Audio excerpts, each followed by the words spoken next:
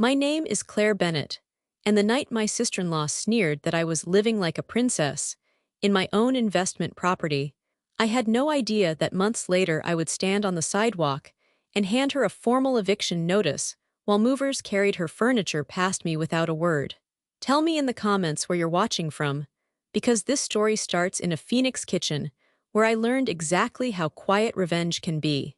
It was early evening in my brother's stucco house in North Phoenix, the air still warm from the desert sun, when Melissa decided I'd taken too long in the shower. "You know other people live here, right?" she snapped, arms folded tight across her chest as if she were hugging her irritation. I stood barefoot on the cool tile, hair still damp against my shoulders. I didn't realize it had been that long. I'll be faster next time. Josh, my older brother, the one who used to braid my doll's hair when I cried, kept his back to us at the sink. The steady rinse of dishes filled the space where his voice should have been. Melissa let out a sharp laugh. "You never realize anything, Claire," I blinked. "I'm sorry. You just float through life," she continued, gesturing at me with a dish towel. "Long showers, late mornings, working remotely like it's some kind of hobby must be nice." I glanced at Josh. "I start work at 7, you know that." He cleared his throat but didn't turn around. "It's just been a busy week," he muttered, "busy week." That was the new translation for everything Melissa felt. "I'm not trying to cause problems," I said carefully. "I thought staying here would help you both while I sort out my next steps." Melissa's eyes narrowed. "Help us, Claire, you're living here rent-free, using utilities, taking up space." Rent-free. The word hit me like a slap. "Josh," I said softly, "we agreed this was temporary." He finally faced us, dish towel in hand. "Yeah, we did, it's just, things feel tight right now." "Tight," Melissa cut in. "She acts like this is some boutique hotel, 20-minute showers, specialty shampoo. Do you know what water costs in Phoenix?" "I bought my own toiletries," I replied, heat rising in my cheeks. "And I've been covering groceries twice a week." "Oh, congratulations," she said flatly. "Want a medal?" The kitchen lights cast hard shadows across the cabinets, splitting her face into sharp angles. I suddenly felt 12 years old again, too loud, too much, always apologizing. "I didn't mean to upset anyone," I whispered. "That's the problem," Melissa shot back. "You never mean to, you just do." Silence fell heavy between us. The hum of the refrigerator sounded like judgment. Josh rubbed the back of his neck. "Let's just calm down." "I am calm," Melissa replied, not sounding calm at all. "I just think if Claire's going to stay here, she should stop acting like a princess." Princess? The word stuck, because I knew something Melissa didn't. I had purchased this house 3 years ago as a rental property when Josh and Melissa couldn't qualify for a mortgage. I let them live here under a private agreement, below market rent, flexible terms, no pressure. They told friends they owned it. I let them. I swallowed hard. "I never asked to be treated like royalty," I said quietly. "I just asked to be treated like family." Melissa's lips twitched. "Family pulls their weight." "I am pulling my weight." "Then act like it." Josh placed the last plate into the drying rack with more force than necessary. "Can we drop it?" But nothing had dropped. Something had shifted. I looked around that kitchen, the granite countertops I'd chosen, the backsplash I'd paid for, the mortgage drafted from my account every month, and for the first time, I felt like a stranger in a house with my name on it. "I'll set a timer next time," I said finally. Melissa gave a small, satisfied nod. "That would be considerate." Considerate. I walked past them toward the hallway, my reflection catching briefly in the darkened microwave door. I didn't look like a princess. I looked like a guest waiting for permission to exist. And that was the moment I realized something had to change, even if no one else saw it yet. That night in the Phoenix kitchen, under warm lights and colder words, I learned how exile can begin with something as small as a shower. That same evening, under the soft yellow light above the dining table in Josh's Phoenix home, we sat down to dinner as if nothing had happened. 3 plates, 3 glasses of water, and a silence thick enough to chew. Melissa passed the bowl of roasted broccoli without looking at me. Josh cleared his throat. "It's just stress," he said, spearing a piece of chicken like it had personally offended him. "Don't take it to heart, Claire." I forced a small smile.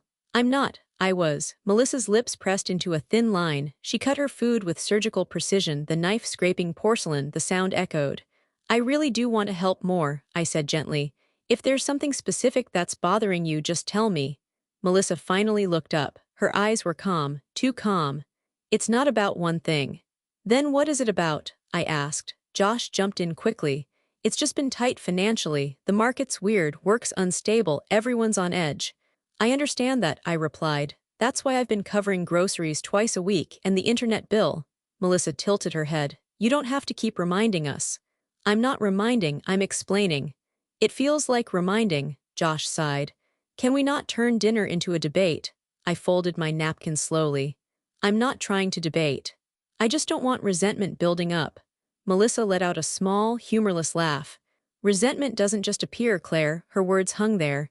Then tell me what I did, I said quietly. You take up space, she answered. The simplicity of it startled me. I live here, I said. Exactly. Josh shifted uncomfortably. Mel, what? She shot back. She asked. I looked at my brother. Do you feel that way too? He hesitated just a fraction too long. It's not like that. Then what is it like? He stared at his plate. It's just different having you here. Different. I lost my job 6 weeks ago, I reminded them softly. I needed time to figure out my next move. You both said this was okay. It is okay, Josh insisted. Melissa's fork clinked against her plate. Temporarily. There it was, the invisible clock. I thought I had a little more time, I admitted. For what? Melissa asked. To breathe, I said before I could stop myself. The room went still. Even the ceiling fan seemed louder. Josh rubbed his temples. No one's attacking you. It feels like I'm being audited for existing, I replied, trying to keep my tone steady. Melissa's eyes flashed. See, that tone, like you're above this. Above what? Domestic reality, bills, sacrifice. You breeze in with your savings and your remote consulting calls and pretend everything's fine. I'm not pretending anything, I said. And I've never held my savings over your heads. You don't have to, she said. It's implied. Josh pushed his plate back slightly. Okay, that's enough. The clink of cutlery resumed, but it felt mechanical now. I took a bite of chicken I couldn't taste. An invisible wall had risen around Melissa, clear, cold, impenetrable, and Josh stood somewhere in between, hands in his pockets, pretending it wasn't there. I don't want to be a burden, I said finally. Melissa dabbed her mouth with her napkin. Then don't be. The words weren't loud. They didn't need to be. Dinner ended shortly after. Plates were stacked. Water glasses left half full. As I carried mine to the sink, I caught Josh's eye. I meant what I said, I whispered. I'm trying. He nodded, but it was the kind of nod you give when you don't want to choose a side. That night, sitting alone in the guest room, I realized something subtle but dangerous had happened at that table. I was no longer a sister staying with family. I was a guest on probation. And probation always comes with terms no one says out loud. The next morning in the narrow laundry room off the garage, I stood barefoot on cool tile, folding freshly dried clothes while sunlight filtered in through the small square window above the washer. The house was unusually quiet. Josh had already left for work. Melissa was somewhere inside, her footsteps faint against hardwood. I picked up one of Josh's button-down shirts, light blue, soft cotton, the kind he wore when he wanted to look confident. I smoothed the fabric carefully, aligning the sleeves, folding it the way our mother had taught me when we were kids. Precise, neat. I told myself this was helpful. This was contribution. The doorframe darkened behind me. You folded that wrong. Melissa's voice was calm, almost conversational. I turned slowly. Wrong. She stepped into the laundry room, leaning against the dryer. Too soft, I blinked. Too soft. You're folding it like he's royalty. She crossed her arms. Josh doesn't need to be bobbied. I stared down at the shirt in my hands as if it might explain itself. I'm just folding it so it doesn't wrinkle. It's a shirt, Claire, not fine china. The air in the small room felt thinner. I was just trying to help, I said quietly. Melissa gave a tight smile. That's what you always say. I placed the shirt carefully into the laundry basket. Is there a specific way you'd prefer? She stepped closer, picked up another shirt and folded it quickly, rough, almost careless. Like this, efficient, not decorative. Decorative. I didn't realize kindness had a technique, I said before I could stop myself. Her eyes sharpened. See, that tone again. What tone? The one that makes it sound like you're the only one who knows how to do things properly. I exhaled slowly. Melissa, I'm not competing with you. It feels like you are. The dryer buzzed behind us, the sudden noise making me flinch. For what? I asked. She hesitated just a flicker. For attention. Josh is your husband, I replied gently. I'm his sister. That doesn't mean dynamics don't shift. The words settled heavily between us. I straightened. I don't want to shift anything. But you do, she insisted. You show up with your calm voice and your organized systems, and suddenly I'm the chaotic one. I've never said that. You don't have to. Silence wrapped around us again, thicker than before. The laundry room felt smaller by the second, walls inching closer, the scent of detergent sharp in my nose. I lost my job, I said softly. I'm not exactly radiating power right now. Melissa looked at me for a long moment, something unreadable flickering behind her eyes, then it hardened. You still act like this is your safety net, she said. Like this house exists to catch you. The sentence struck deeper than she realized. I swallowed. I thought that's what family does. She shook her head. Family doesn't assume. I picked up the last towel and folded it carefully, neither too soft nor too sharp, just folded. I don't want to feel like an unwanted guest, I admitted. Melissa's expression didn't soften. Then don't behave like one. And with that, she walked out, her footsteps fading down the hallway. I stood there alone with the hum of machines and the smell of warm cotton, staring at the basket of neatly folded clothes. It was such a small thing. A shirt, a crease. But somehow in that cramped laundry room, I understood something I hadn't allowed myself to admit. No matter how carefully I folded myself into their space, smaller, quieter, softer, I would always be too much. That afternoon, in the sunlit living room of Josh's Phoenix home, the doorbell rang and everything shifted. I was curled on the edge of the couch, laptop open, pretending to focus on job listings, when Josh's voice echoed from the hallway. Who the dad? I froze. A second later, the front door burst open fully, and my father's deep, familiar laugh filled the house like it used to fill our childhood backyard in Oregon. There's my boy, he boomed, pulling Josh into a bear hug. You going to let your old man stand on the porch all day? I was already on my feet. Dad, he turned, his eyes landing on me, and for a split second, I was 10 years old again, holding up a science fair ribbon. Look at my girl. He said, arms wide. I didn't even realize I was smiling until his flannel shirt pressed against my cheek. He smelled like pine and airport coffee. Solid, safe. What are you doing here? Josh asked, laughing in disbelief. Thought I'd surprise you both, Dad replied. Had some business down here, figured I'd check in on my favorite people. Melissa appeared from the kitchen, smoothing her hair. Her smile arrived a half-second too late. Hi, Tom, she said brightly. What a surprise. Dad gave her a polite hug. Melissa, you look wonderful, she laughed lightly. I try. Within minutes, the living room transformed. Dad dropped his duffel bag by the armchair and immediately started scanning the bookshelf. Is that the old Yellowstone album? He asked, pulling out a dusty photo book. My heart skipped. You kept that? Of course I did, he said. You took half those photos. Josh groaned. Here we go. Dad flipped the album open and pointed. Claire insisted on hiking that extra mile for the waterfall shot. Remember that? Josh chuckled. You cried halfway up. I did not, I protested. You absolutely did, Josh shot back. Dad laughed loudly. She cried, then she made it to the top anyway. Tough as nails, this one. The words wrapped around me like sunlight. Tough as nails. Melissa stood near the doorway, arms loosely folded, watching. Dad continued flipping pages. And this, he tapped a photo of me at 17, holding a debate trophy. That was the year she won state. Josh whistled. I forgot about that. I didn't, Dad said firmly. She practiced every night in the garage, wouldn't quit until she nailed every line. I felt heat rise to my face. Dad, stop. Why? He grinned. I'm proud. The room felt lighter. For the first time in weeks, I wasn't shrinking.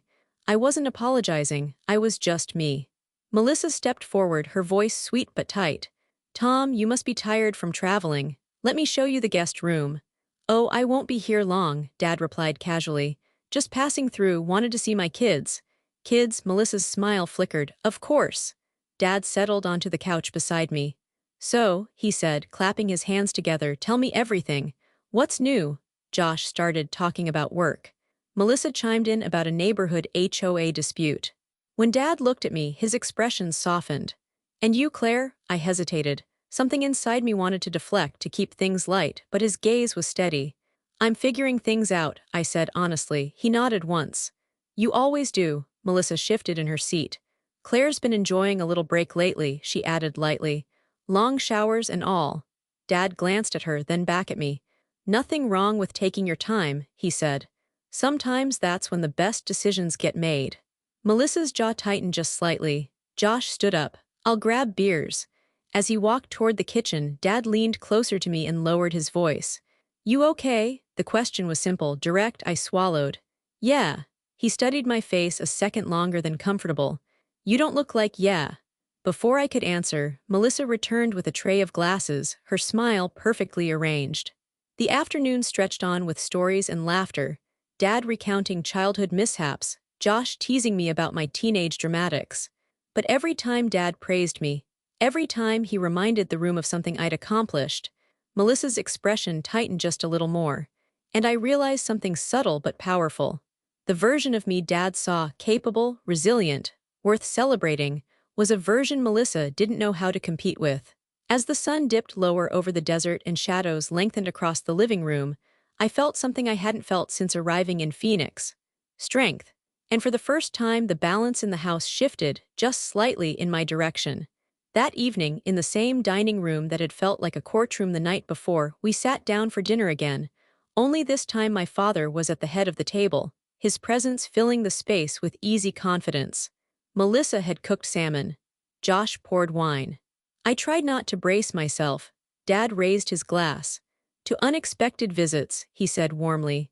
To family, Josh added. Melissa smiled. To balance. The word slipped in so gently I almost missed it. We began eating. For a few minutes it was pleasant. Dad told a story about getting lost on a fishing trip. Josh laughed. I found myself relaxing despite everything. Then Melissa set down her fork. So Tom, she began lightly, we were actually talking about household balance lately. Dad looked up. Balance? Yes, she continued smoothly. You know, everyone pulling their weight, having long-term plans, stability. Josh shifted in his seat. Dad nodded slowly. Sounds reasonable. Melissa's gaze flicked to me. Claire and I were discussing next steps. My stomach tightened. We were, she gave a small smile. In general, Dad looked between us. What kind of next steps? I reached for my water glass. I've been applying for consulting contracts, I said calmly. Remote work. I just need a little more time. Melissa tilted her head. Time for what exactly? For the right offer, I replied. And in the long term, she pressed. Have you thought about what that looks like? The question wasn't innocent, it was pointed. I glanced at Dad. He was watching carefully now. I thought I had a little more time to figure that out, I admitted. Melissa's lips pursed. Time is expensive. Josh cleared his throat. Mel, what? She asked sweetly. It's a fair question. Dad leaned back in his chair. Sounds like Claire's regrouping, he said evenly. That's not unusual, Melissa nodded. Of course not, we just want clarity. Clarity about what? I asked. About how long this arrangement lasts. The word arrangement landed like a contract I hadn't signed. Josh stared at his plate. I folded my hands in my lap to keep them from trembling. I didn't realize there was a countdown. It's not a countdown, Melissa replied quickly. It's just structure. Dad set down his fork deliberately. How long has Claire been here? 6 weeks, Josh answered. And she contributes. I've been covering groceries and utilities, I said quietly. Melissa gave a polite shrug. Some, Dad's eyes flickered to her. Some is more than none. The air shifted. Melissa straightened slightly. We just believe in independence. I raised her to be independent, Dad said calmly. Trust me. Silence followed that. Heavy, evaluative silence. Josh tried to lighten it. It's not a big deal, we're just talking. It feels like more than talking, I said before I could stop myself. Melissa looked at me steadily. Then maybe you're more sensitive about it than you realize. There it was again, that gentle framing of me as the unstable variable. Dad reached for his napkin, dabbing his mouth thoughtfully. Sometimes, he said slowly, when someone's going through a transition, what they need most isn't pressure, it's support. Melissa's smile thinned. Of course. Josh's eyes darted between us like he was watching a tennis match he didn't want to referee. I pushed my plate slightly away, appetite gone. I don't want to cause strain, I said. If my being here feels like imbalance, we can discuss options. Melissa's eyebrows lifted. What kind of options? The question felt loaded. I'm open to solutions, I replied carefully. Dad studied me.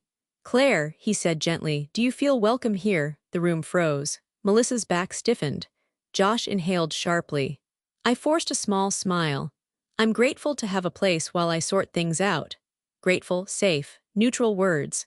Dad held my gaze a second longer as if weighing the truth behind it. Dinner resumed, but the warmth from earlier had cooled. Every bite felt deliberate, every sip measured. As plates were cleared and chairs scraped softly against the floor, I understood something with quiet clarity. Melissa hadn't attacked me directly. She hadn't raised her voice. She'd done something far more strategic. She'd planted the idea that I was temporary. And in this house, temporary meant disposable. That night, in the small guest room at the end of the hallway, I lay flat on my back, staring at the ceiling fan as it turned in slow, lazy circles above me.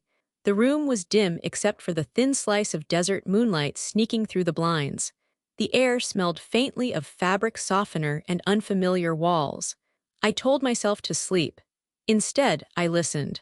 Voices drifted from down the hallway, soft at first, then sharper. Melissa and Josh. I'm just saying, Melissa's voice carried in a tight whisper, she acts like this is her place. My stomach clenched. Josh sighed. It's not like that. It feels like that, Melissa insisted. The way she talks about changes, the way she moves things around, like she belongs here permanently. I pressed my hand against my chest as if I could quiet my heartbeat. She's my sister, Josh replied. Of course she belongs. That's not what I mean, Melissa shot back. She walks around like she has some kind of claim. Claim, the word echoed in my mind. I don't think she's trying to take anything from you, Josh said, but there was hesitation in his voice. She doesn't have to try, Melissa answered. Your dad shows up and suddenly it's all Claire this, Claire that. You light up around her. There was a pause. That's not fair, Josh muttered. Isn't it? Melissa's tone softened, but it carried steel underneath. I built this life with you. I made this house a home. And now she's just here, watching, judging. I don't think she's judging. She doesn't have to say it out loud. The hallway fell quiet for a moment, and I wondered if they'd moved farther away. Then Melissa spoke again, lower this time. I feel like a guest in my own home sometimes. The irony of it made my throat tight. Josh exhaled slowly. You're not a guest. Then why do I feel like I'm competing? You're not competing with my sister. It doesn't feel that simple. I squeezed my eyes shut. Every word felt like it was landing directly on my ribs. I just need you to choose us, Melissa whispered. The sentence hung heavy. I do choose us, Josh replied. Then set boundaries. Silence. My breath felt shallow now. I'll talk to her, Josh finally said. There it was. The quiet verdict. I turned onto my side, facing the wall, staring at the faint shadow of the window frame stretching across the paint like prison bars. She acts like this is her place. I had spent the last weeks shrinking myself, timing showers, folding shirts correctly, offering to pay more, apologizing for breathing too loudly. And still somehow I was too present, too visible, too something. The ceiling fan clicked softly as it rotated. From down the hallway, their bedroom door shut. The house settled into silence. I pressed my hand against my stomach, a dull ache spreading through me, not anger yet, not even resentment. Just the hollow realization of being othered. Not directly asked to leave. Not openly rejected, just gently repositioned as temporary. I thought about the word Melissa used. Claim. I had never claimed anything here. I hadn't rearranged furniture. Hadn't changed decor. Hadn't invited friends over. I moved carefully like someone walking through a museum after hours. And still it wasn't enough. Because it wasn't about space. It was about presence. I stared at the spinning fan and felt something shift inside me. Not dramatic, not explosive. Just clarity. If I was going to be treated like a guest, then I would stop trying to feel like family. And somewhere between the clicking fan and the desert silence, I understood something with painful precision. Home isn't where you tiptoe. The next afternoon, under the sharp Arizona sun in the small backyard garden, I decided I was done listening through walls. The roses along the fence were blooming, too red, too alive for how heavy my chest felt. Melissa was seated at the patio table, sunglasses on, scrolling through her phone like the world inside that screen mattered more than the one around her. I stood there for a moment, rehearsing lines in my head like I used to before debate tournaments. Calm, clear, direct. Melissa, I said gently, stepping closer. Can we talk? She didn't look up. We are talking. Not like this. A pause.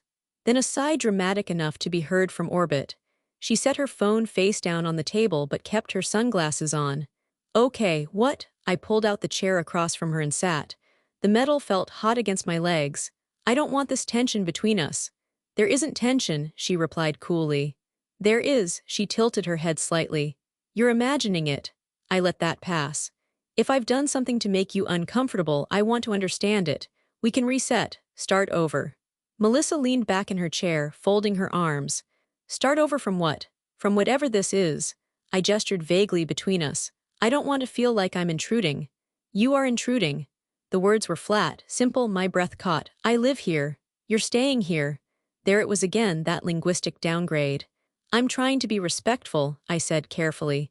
I stay out of your way, I help with bills, I don't bring guests, I barely take up space. Melissa finally removed her sunglasses, revealing eyes that weren't angry, just cold. That's the thing, Claire, you think shrinking yourself makes you invisible. What does that mean? It means you still take up space emotionally. I stared at her. Emotionally, you have history here, with Josh, with Tom, with this house. Every time you walk into a room, there's this gravity. I'm not trying to create gravity. But you do. The sun beat down harder. Or maybe that was just my pulse in my ears. I don't want to compete with you, I said quietly. Melissa gave a small, humorless smile. You don't have to want to. A long silence stretched between us. Somewhere beyond the fence, a dog barked. Can we just start over? I asked again, softer this time. Please, she picked up her phone. Go away. The dismissal was almost bored. I blinked. Melissa, this isn't a shelter, she said without looking at me. It's my home. The words didn't rise in volume. They didn't need to. They landed exactly where she intended. For a second, I considered arguing, reminding her of agreements, of context, of shared blood and shared investments and everything in between. Instead, I stood slowly. The roses along the fence looked almost violent in their brightness. The sunlight felt too harsh, exposing every flaw. I wasn't asking for charity, I said quietly. Melissa didn't respond. She was already scrolling again. The conversation was over. I walked back toward the house, the sliding glass door reflecting my figure as I approached. For a moment, I barely recognized myself. Shoulders tight, jaw set, eyes wide with something that wasn't just hurt anymore. Clarity, because this wasn't about miscommunication. It wasn't about folded shirts or shower timers or household balance. It was about ownership. And I finally understood something with painful precision. Melissa didn't want compromise. She wanted me gone. And in that blazing phoenix sunlight, standing between blooming roses and a closed-off heart, I realized something else too. If someone tells you to leave often enough, eventually you listen. That evening, while the house hummed with ordinary sounds, cabinet doors closing, the television murmuring in the living room, I quietly pulled my suitcase from the back of the guest room closet. No announcement. No confrontation. Just a zipper sliding open in the dim light. I folded my clothes methodically, the same careful way I'd folded Josh's shirts. Not too soft. Not too decorative, just efficient. My hands didn't shake, that surprised me. From down the hallway, I heard Melissa laugh at something on TV. Josh's lower voice followed. Comfortable, normal, as if I hadn't just been told to go away. I placed my laptop charger in the front pocket, added my toiletries, then paused. I wasn't packing everything, just enough to breathe. When I stepped into the hallway with my suitcase rolling softly behind me, Josh looked up from the couch. Where are you going? He asked. Melissa muted the television but didn't turn around. I'm giving everyone space, I said calmly. Josh frowned. What does that mean? It means I heard what needed to be heard. Melissa shifted slightly but stayed silent. Claire, Josh stood up, you don't have to be dramatic. I'm not being dramatic. Then what is this? He gestured to the suitcase. It's me respecting boundaries. Melissa finally spoke, her voice measured. No one asked you to leave. You didn't have to, I replied softly. Josh ran a hand through his hair. You're blowing this out of proportion. I held his gaze. Am I? Silence stretched. I just need a few days, I continued. That's all. Where will you go? Josh asked. I'll manage. He looked frustrated now. You don't have to make this into something it's not. It already is something, I said gently. Melissa stood and walked toward the kitchen. If she wants to go, Josh, let her. The finality in her tone settled everything. I didn't argue, I didn't cry. I walked to the front door, opened it, and stepped into the warm Phoenix evening. The sky was streaked orange and purple, the air dry and still. For a moment, I stood there on the driveway, suitcase beside me, looking at the house. My house, but not my home.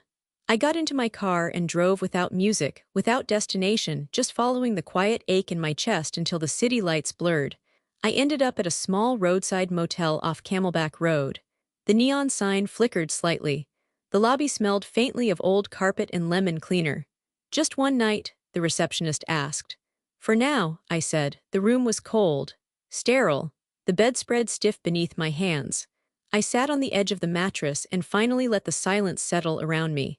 No footsteps in the hallway, no tension in the air, just the hum of an aging air conditioner.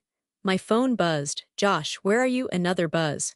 "Why are you acting like this then?" "Melissa's just overwhelmed." I stared at the screen. Overwhelmed, I thought about the garden, the laundry room, the dinner table, the hallway conversation. The phone buzzed again. "Come back, we can talk."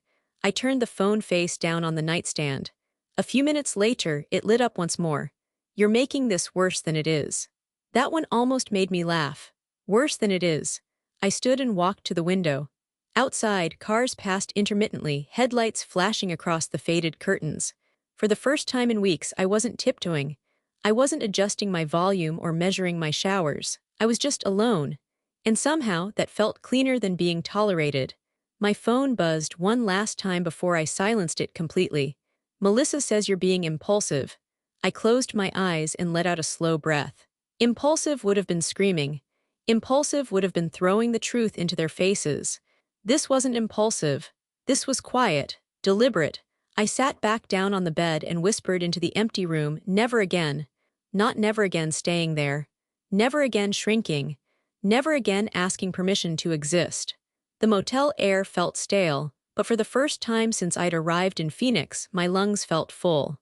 Alone in that small, anonymous room, I understood something clearly. Sometimes leaving is the first move.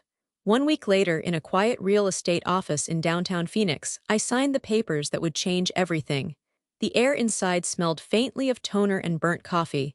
Across from me sat Daniel Harper, my real estate agent, mid-40s, efficient, the kind of man who read contracts twice before blinking. "You're sure?" he asked, sliding the final document toward me. I didn't hesitate. The address printed at the top of the page was unmistakable. The house Josh and Melissa called home. The house I purchased 3 years ago as an investment property. The house still legally in my name. My pen moved steadily across the signature line. No dramatic pause, no trembling hand, just ink. Daniel nodded. "We'll list it immediately. Market's strong in this area. It won't sit long." "It doesn't need to," I replied calmly. By that afternoon, the listing went live. Professional photos. Clean angles. Charming 3-bedroom in North Phoenix. My phone exploded within minutes. Family group chat, 12 messages. "Josh, what is this?" "Melissa, Claire, this isn't funny." "Mom, eviction notice." "Dad, call me immediately." "Josh again, you're selling the house." I muted the thread. Instead, I drove to a cafe across the street from the property and sat by the window where I could see the driveway. I wasn't there to gloat. I was there to witness. 2 days later, a for sale sign appeared in the front yard. Bright, unapologetic. Josh called. I let it ring. Melissa texted. I left it unread. Then came the official notice from my attorney, delivered properly, legally, unemotionally. 60 days to vacate under the terms of the lease agreement they'd signed when they moved in. Suddenly, I wasn't the dramatic sister. I was the landlord. The group chat turned frantic. "Melissa, you can't do this to family." "Josh, we need to talk in person." "Mom, this is cruel." "Claire, cruel." I sipped my coffee and watched as Melissa stepped outside one afternoon, staring at the sign like it had personally insulted her. Josh joined her minutes later, gesturing, pacing. Even from across the street, I could see the panic. A moving truck arrived the following week early before any official deadline forced them to. Cardboard boxes stacked in the garage. I stayed in my car that day, engine off, windows cracked, silent. Melissa came out carrying a lamp. She looked smaller somehow, less certain. Josh followed with a box labeled kitchen. I didn't roll down the window, I didn't wave. My silence had weight now. That house had never been theirs to defend me from, it had always been mine. And for the first time since I arrived in Phoenix, the balance shifted completely. Not with shouting, not with revenge speeches, just paperwork, just truth. As movers carried furniture past the for sale sign, I realized something steady and undeniable. Dignity doesn't always demand noise. Sometimes it signs documents and waits. Thanksgiving arrived warm and windless in Phoenix, the sky painfully blue, the kind of day that used to mean early morning pie baking and too many folding chairs squeezed around one table. This year I wasn't there. I woke up in my new apartment temporary, clean, entirely mine and brewed coffee in silence. No clatter of shared dishes. No strategic politeness. No tension disguised as tradition. My phone lit up twice that morning. "Josh, are you coming?" An hour later, Dad's asking. I didn't respond. Instead, I tied my hair back, put on a simple sweater, and went for a long walk through the neighborhood. Dry leaves skittered across the pavement. Somewhere, someone was already deep-frying a turkey. The smell carried faintly on the breeze. I wondered which version of me they were describing at the table. Dramatic Claire, cold Claire, ungrateful Claire. Or maybe they weren't saying my name at all. Around noon, my father called. I let it ring once, twice, then I answered. "Hi, Dad." There was background noise, voices, clinking plates, the low murmur of conversation. "Sweetheart," he said gently, "you okay?" "I'm fine." A pause. "There's an empty chair," he said. "Your mother set it out automatically." My throat tightened despite myself. "Old habits." Josh's voice floated faintly in the background. Melissa's laugh followed, quieter than usual. "You're missed," Dad said. "I wasn't uninvited," I replied calmly. "I just chose differently." He exhaled slowly. "This didn't have to escalate like this." "It didn't," I agreed. Another pause. "The house," he added carefully. "It's already under contract." "Yes." Silence on the other end. That was fast. "The market's strong." He understood the subtext. I could hear it in the way he swallowed his next sentence. "Josh is struggling," he admitted. "With what?" "With pride." I closed my eyes briefly. "I didn't humiliate him." "No," Dad said quietly. "You didn't." In the distance, someone called his name.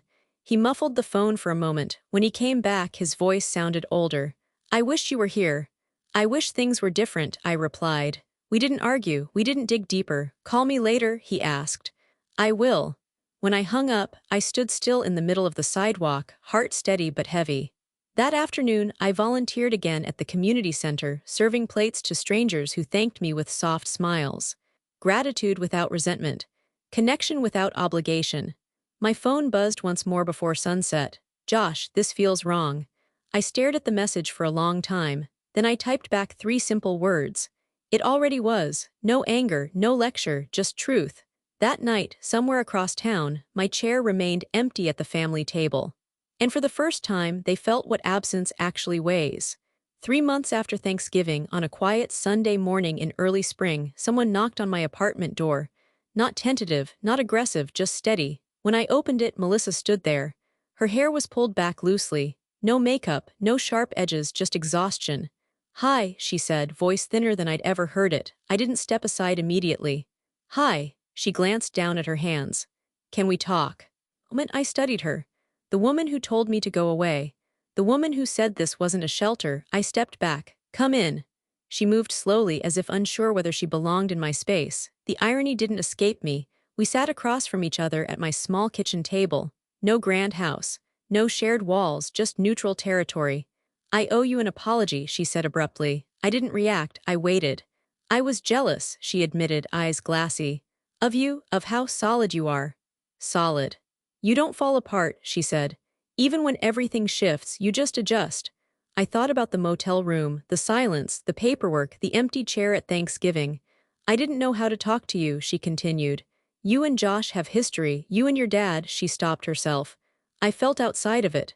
"So you pushed me outside instead." Her eyes filled. "Yes." The honesty sat between us, fragile and raw. "And the house?" I asked calmly. "I thought you'd never use it against us," she whispered. "I didn't use it against you. You sold it. It was always mine." Silence again. But this time it wasn't sharp, it was heavy. Melissa took a shaky breath. "I'm pregnant." I already knew. Word travels in families like wind through open windows. "How far along?" I asked. 22 weeks. She placed a hand over her stomach unconsciously. "Josh is working double shifts," she continued. "We're in a rental now, smaller, it's different." "Different? I'm not asking for the house back," she rushed to say. "I know that's gone. I'm not asking for money." "Then what are you asking?" Her voice cracked. "I'm asking for her." I looked at her hand resting over her belly. "I don't want my daughter growing up in this tension," she whispered. "I don't want her to learn pride over love." The room felt very still. "You hurt me," I said quietly. "I know. You isolated me in my own property. I know. You told me to go away. Tears slipped down her face. I know. We sat there for a long time, no shouting, no drama, just truth. Finally, I stood and poured 2 glasses of wine. She hesitated before accepting hers. I can't undo what I did, she said. No, I agreed, but I don't want to keep losing family. I met her eyes. For the first time, there was no competition in them, just fear and something softer. I'm not promising anything, I said. I'm not asking for promises. We drank quietly. When she left an hour later, she paused at the door. I meant what I said. I was jealous because you're strong. I didn't answer, I simply nodded. And as the door closed behind her, I realized something powerful. Revenge had already happened, not in shouting, not in humiliation, but in consequence, in watching the house empty, in choosing silence over pleading, in letting absence teach what words couldn't. And now the choice wasn't whether I could destroy, it was whether I would rebuild. The next morning, sunlight poured through my apartment windows, soft and forgiving, as if the world had decided not to press too hard. I woke up early, clear-headed. Melissa's words from the night before lingered, but they didn't sting anymore. They settled. I made coffee, opened my laptop, and pulled up a folder I'd been quietly building for weeks. Listings, market reports, photos, numbers. While everyone else had been reacting, I had been planning. The house Josh and Melissa had lived in was already sold. Clean transaction. Clean break. But I had purchased another property shortly after, smaller, newer, painted bright white with a modest backyard and a young jacaranda tree just beginning to bloom purple. Not for them, for her. I drove there that morning. The neighborhood was quiet, lined with trimmed hedges and sidewalks wide enough for strollers. The air smelled faintly of citrus from someone's orange tree. Inside, the house was empty and echoing. Fresh paint, new floors, sunlight stretching across the living room like possibility. I walked from room to room slowly. One bedroom in particular felt right. South-facing window, soft light. I stood there for a moment and pictured a crib, small socks. Laughter that didn't yet know tension. This wasn't about erasing the past. It was about redirecting the future. I stepped outside and took a photo of the house. Clean white exterior, blue sky above it, jacaranda blossoms just starting to fall onto the lawn like confetti. Then I opened Instagram. No long caption, no explanations, no defense, just the photo. And 6 simple words for my niece. I posted it. Within minutes, my phone began vibrating. Mom, what does this mean? Josh, Claire, Melissa didn't message right away. Dad called first. You bought another house? He asked, a mixture of awe and disbelief in his voice. Yes. For her, I confirmed, a long pause. That's generous, he said quietly. It's not a gift to fix anything, I replied. It's an investment in the next generation. He understood. By noon, the family group chat was alive again, but different this time. No accusations, no panic, just confusion. Melissa finally sent a private message. Why? I stared at the screen for a moment before typing back. Because she deserves a foundation without resentment attached to it. A few minutes passed. Then, I don't know what to say. You don't have to say anything, I replied. Just raise her better than we were raised in conflict. The phone went silent after that. Later that afternoon, I met with a property manager to finalize trust paperwork. The house would be held in a structured account, untouchable until my niece turned 25. Not controlled by Josh. Not controlled by Melissa. Not leveraged. Protected. As I signed the documents, I felt something steady settle inside me. I hadn't returned to the old house. I hadn't apologized for selling it. I hadn't demanded forgiveness. I had simply shifted the narrative. That evening, as the sun dipped behind the desert skyline, I drove past the White House one more time. The jacaranda petals fluttered lightly across the driveway. The wheel had turned. Not through shouting, not through dominance, but through quiet control.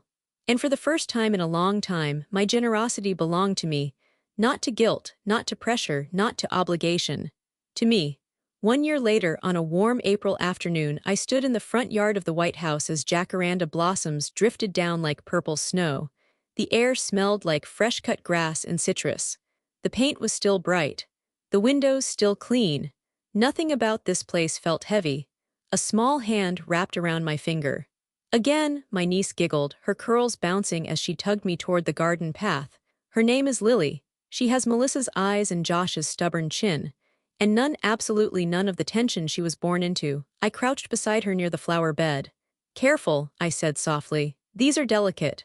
Delicat, she repeated, serious and precise. Behind us, Melissa stepped out onto the porch, one hand shading her eyes from the sun. She's been saying that word all week, she called out. Josh followed with 2 lemonade glasses, looking older. Not worn, just aware. Lemonade break, he offered. I smiled and stood, lifting Lily into my arms. She wrapped her arms around my neck without hesitation, trust so natural it almost startled me. We sat at the small patio table, the same one I'd picked out myself when I furnished the house. Neutral colors, clean lines. No emotional history baked into it. Melissa handed Lily a plastic cup with a tiny straw. Thank you, she prompted. Thank you, Aunt Claire, Lily said proudly. My throat tightened, but I kept my voice steady. You're welcome. There were no awkward silences now. No power plays disguised as small talk. Josh cleared his throat. The trust paperwork, everything's finalized. Yes, I replied. It's locked until she's 25. Melissa nodded slowly. She'll have choices. That's the point, I said. Lily suddenly slid off her chair and ran toward the jacaranda tree, pointing at fallen petals. Purple rain, she squealed. I followed her, kneeling beside her on the grass. This is yours, I told her gently, brushing a petal from her tiny palm. All of it. She didn't understand the weight of those words. She just laughed and threw petals into the air. Behind me, I felt Melissa watching, not with resentment this time, with something closer to humility. Later, as the sun dipped lower and shadows stretched across the lawn, Josh approached quietly. I was angry, he admitted. About the house. About everything. I know, but you didn't humiliate us. No, I said. I just stepped back, he nodded once. That was louder than yelling. We both watched Lily wobble toward her mother, arms raised. Melissa scooped her up easily, kissing her cheek. I was jealous, Melissa said softly, meeting my eyes over Lily's head. Of your strength. You don't have to compete with me anymore, I replied. She gave a small, honest smile. I know. The garden was blooming now, roses, lavender, small lemon trees beginning to fruit. The house felt lived in, but not claimed in the old, territorial way. Protected. Intentional. As Lily ran back toward me one last time, shouting about purple rain again, I realized something I hadn't fully understood before. Dignity doesn't always roar. It doesn't slam doors or burn bridges. Sometimes it signs papers. Sometimes it walks away. And sometimes it plants roots somewhere new. I looked down at my niece's sticky lemonade fingers wrapped around mine and smiled. The storm that brought her here had been messy, but she would never feel it. And that was the quietest victory of all. If you've ever had to choose dignity over comfort, if you've ever walked away so something better could grow, tell me where you're watching from and share your story in the comments. Because sometimes justice doesn't shout. Sometimes it whispers, and still changes everything.